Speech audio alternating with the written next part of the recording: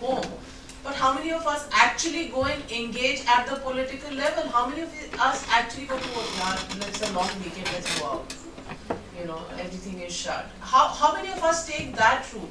Now, we are the more aware people, the so-called middle and higher middle classes. Did you manage to vote this time? Of course I did. Oh, thank God. Because a lot of the reporters, and I can tell you. No, it was a condition, it was a condition within our office where we created this, that anchoring schedules for people, for reporters as well as anchors would be staggered in a manner that everybody got chance. On the day Delhi was voting, Bombay anchors took over. On the day Bombay was voting, Delhi anchors took over. So that everybody got time to go and vote.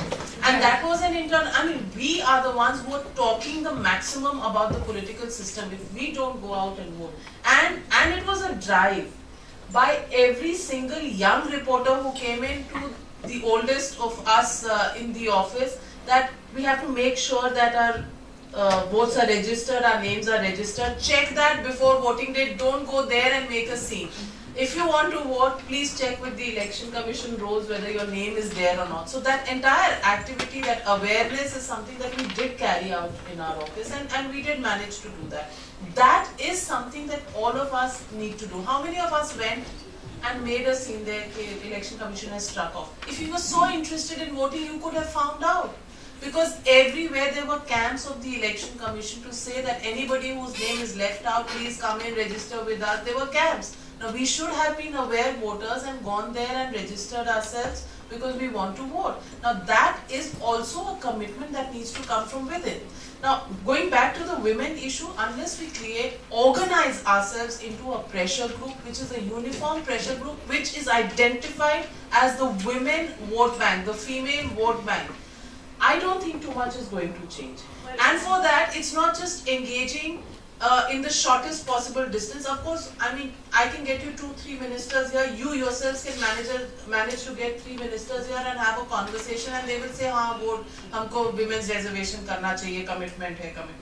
But what are you bringing to the table? Have you engaged with the women below you? Are they part of your vote bank? What are you offering to the minister? Why should he commit to you and actually deliver on it? He'll commit to you and go out because it looks good to commit to you. Very powerful women sitting here. But when he goes out, he's not going to implement it unless he sees in it some benefit for himself. And that benefit, until and unless you organize, you won't be able to make it. It's time to launch an Aam Aurat party. Well, actually, going by historical evidence, Ashu will have you as the face of the party. I wanted to give an example of basically how women, I think for the first time women are acknowledged during the freedom movement as a very important pressure group. I think Gandhi was one of the first people to involve women in any kind of a political or public life. And because his instruments of protest were very attractive to women. He understood that there were certain political instruments which women will not adopt. But the ones that he adopted were very attractive to women, and they came out, and he realized that to give a moral challenge to British rule, you have to make sure that your own society is the most moral possible, and you cannot have that with half the population in conditions of slavery. So that was his political formulation that he kept in mind. In more unenlightened times, which I call our less genteel and less moral times than ours, in the 84-85 elections, I think Rajiv Gandhi realized how big a vote bank women in themselves could be, because he got that brute majority of 400 odd seats in parliament because a lot of women went out and voted for him. We can always say that was a sympathy vote. They were all very sorry that he had lost his mother in such a brutal way, and they went out and voted. But he did notice that a lot of women came out and voted, and there could be certain engagement with them which could be separate from the men, and he could engage them, and which is why the Panchayati Raj Bill, 33% reservation for women in local bodies was brought in, which has actually created a layer of leadership in the lower levels, which we in the cities are not aware of, but they are definitely there. And when it started, people said that this was just a surrogate way for men to get into panchayats. That is not so. There are enough studies to show that power does percolate. Once you have the power, you learn to exercise it. and women have learned to exercise it to a large degree in panchayat bodies. Nitish Kumar is another example in Bihar, who did make a virtue out of a women's vote bank, and women did vote for him. His cycle yojana for young school-going girls, provided them a means of transport to get to school, increased enrollment for girls in schools, and also women were happy to see that their girls were getting education and finding a way of getting out of very difficult circumstances in which rural India puts women into. And he did say, when he came for our Indian Women's Press Corps interaction with us, women journalists, and he said in 2010, I would say, that it was the women of Bihar who gave me the mandate. So there are ways in which there can be an acknowledgement of a women's vote bank. Political parties need to know that women will be loyal in support, and they'll come out and vote. And women have to flag certain issues. You can't just, say we are women and therefore we require.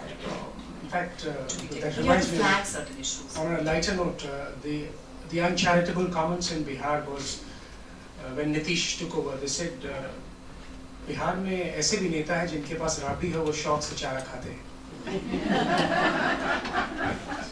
So, I would like to make a small Sure, ma'am. comment. Sure. In the so-called first family, political family, Gandhi, Priyanka being way above Rahul as far as political maneuvering is concerned, or political, but still she had to give way to her brother. If she was there for the last 10 years, and I've known them from childhood, both the children, she would have made a much better leader performance.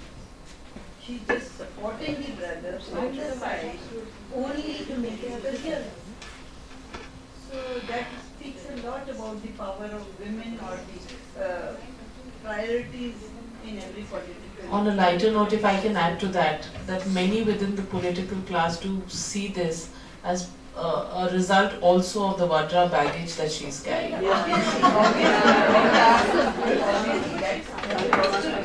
that is coming now. The Vajra problem is coming now. She has been from the day of her father time. She has been more. Her father had commented. It comes in the paper that she is very politically inclined. So it never happened. Which also gets to the point I of. would like to add, since you mentioned, somebody mentioned Mr. Gandhi bringing the women in, which was fine. He was a very fine man. But let us remember the Shahjahan case. That was a major thing he could have done, and under political compulsion he didn't do that. Finally, so ultimately it didn't happen. And ultimately 33% reservation still has not happened. We have to remember that. I was referring to the 33% in local bodies, in panchayats and municipalities, which has actually worked quite well. They are supported by their men, whether we like it or not. A lot of them are. Well, we require men's support, I think, in everything, but men also require our support. Men also require our support. I don't think most of our spouses or fathers would be quite where they are without us. But what I'm saying is that there is enough empirical data on the ground to support the fact that once power is handed to you, you will learn to exercise it. In fact, I don't agree too much with a sort of a feminazi approach that you don't need the men's support, you really just need to go out there all by yourself.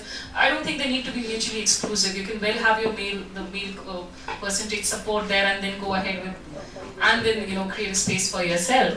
But Ashwin, in fact, coming back to this point, because in terms of the women's symbolic heads, if you see, the Congress party, they elected they sort of nominated the first woman president. You had the first woman Lok Sabha speaker.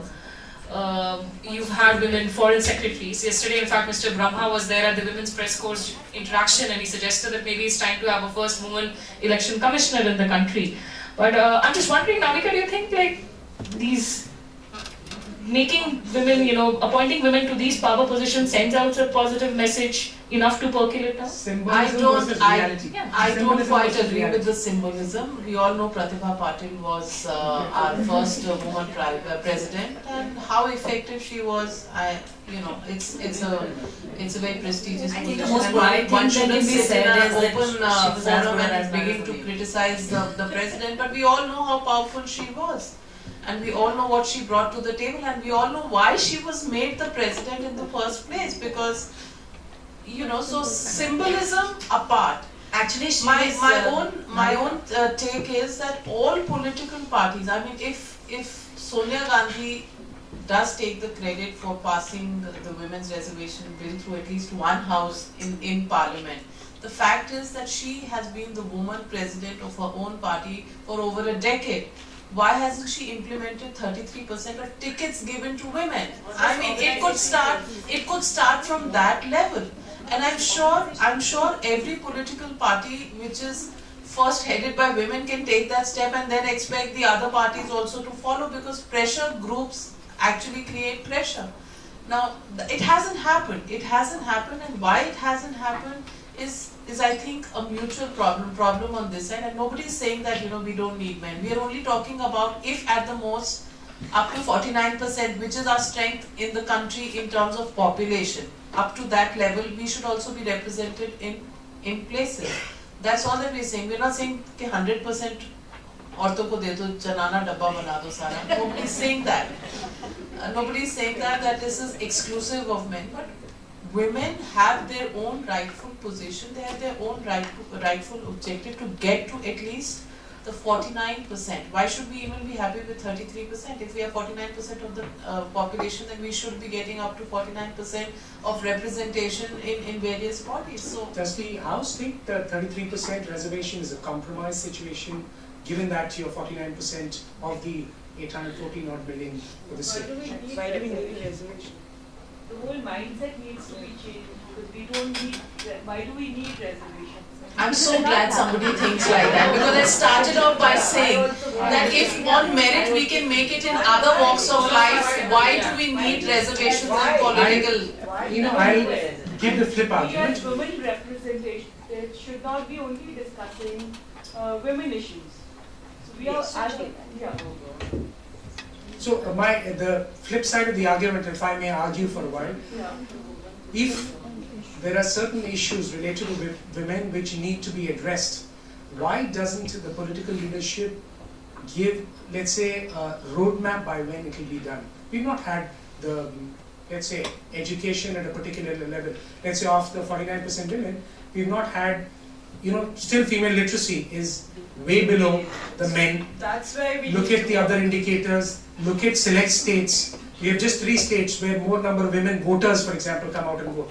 So the state is not guaranteeing you that you will get the education as a woman. So instead of bringing it from the top, reservations, what we need to do is bring it from the grassroots. That women are educated, they are made into leaders, they are working. They are, No, I would like to answer this question, because it's all very well to talk about it in purely theoretical terms. We have people who are in real politics sitting in the audience, and I'm sure she is very well aware that when a woman enters a political party office, what are the pitfalls and dangers and issues that you have to face, and there has to be some sort of way in which these are assured. It is not the same. Let us just be very, very clear that it is not the same when a young boy or a young, it's not the same when a young boy enters a political party. When a young woman enters a political party, there is a whole lot of baggage which society sends off with her, which will put commas and full stops in a political career. Okay, if you're even a least bit sensitive, you have to grow the skin of a pachyderm to survive in politics in this country. And you have to also make sure, you also have to kind of agree to the fact that there are certain quarters where character assassination is the order of the day. So you have to learn how to deal with it. You have to learn how to look at politics in the way that the male politicians are looking at it, in purely transactional terms. You're going there, you have 50 women with you, you're not comfortable, if you're not comfortable going to a rally point where there are no female toilets around, you have to make it sure that your party leadership knows about it, and you have to carry enough political heft with you to make sure that that is done, that what you require is done. You have to make it very, very okay for the political party to feel, no, if we have these ladies with us, there is something that they are bringing to us. Okay, let's get some more questions. Yes, ma'am, please, if you can switch on the mic. Yeah. Because most of us over here might be having different kind of businesses, factories and various organizations. Like in my company, what we started doing was there are areas where women were never ever a part of those systems. Like we are into bookbinding, printing, paper making, cardboard making, and we started involving women, and they feel safe in our factory. So now we have more than 40% women in our factory, and they are totally confident, and people are happy visiting there, and the word is spreading. And there are areas where they were never there. You would never see any box making, bookbinding factory having women.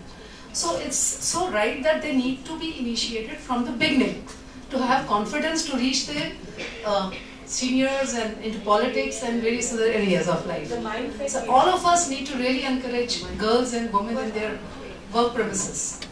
Well, politics is not a very structured profession. It's a calling, you know. So it's no, because in other professional arena, you acquire education and qualifications, and there is a structure to an organization. You start as a trainee, you get done